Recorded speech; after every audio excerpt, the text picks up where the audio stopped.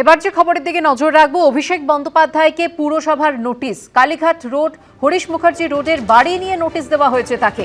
যাবতীয় বিধি মেনে কি তৈরি হয়েছে জোড়া বাড়ি? কোনো বাড়তি নির্মাণ হলে নেওয়া হয়েছিল কি অনুমতি? অভিষেক বন্দ্যোপাধ্যায়ের দুটি বাড়ির বিল্ডিং প্ল্যান জমা দেওয়ার নির্দেশ দেওয়া হয়েছে। কলকাতা পুরসভার 401 ধারায় অভিষেককে নোটিশ, এমনটাই সূত্র মারফত জানা গেছে।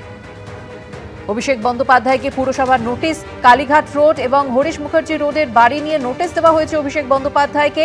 প্রশ্ন তোলা হয়েছে যে যাবতীয় বিধি মেনে কি তৈরি হয়েছিল জোড়া বাড়ি? কোনো বাড়তি নির্মাণ হয়ে থাকলে নেওয়া হয়েছিল কি অনুমতি? অভিষেক বন্দ্যোপাধ্যায়ের দুটি বাড়ির বিল্ডিং প্ল্যান জমা দেওয়ার নির্দেশ দেওয়া হয়েছে।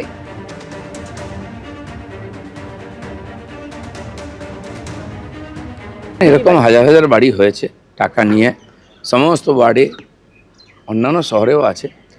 যেটা পুরসভা দেখবে যে বেআইনি হয়েছে সেখানে নোটিশ দেবে এবং তার আইনি যে বৈধতা সেটা প্রমাণ করার চেষ্টা করতে হবে।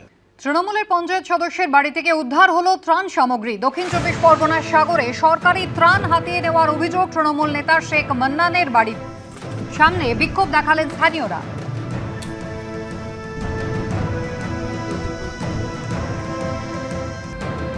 সবাই মিলে মান্নান শেখের বাড়িতে যাই। ওখানে যখন দেখলাম বাথরুম বাড়ির ঘরের কাছে পলিথিন, মাছের খাবার, অনেক কিছু ওনার বাড়িতে লুকানো হয়ে আছে। তারপর আমরা সবাই মিলে পুলিশ প্রশাসনের কাছে আবেদন জানালাম। ওখান থেকে পুলিশ আসলো, কিন্তু এসে ওকে ওই মারফত নিয়ে গিয়েছিল, কিন্তু প্রশাসন ওকে আবার সেখান থেকে ছাড় করে দিয়েছি।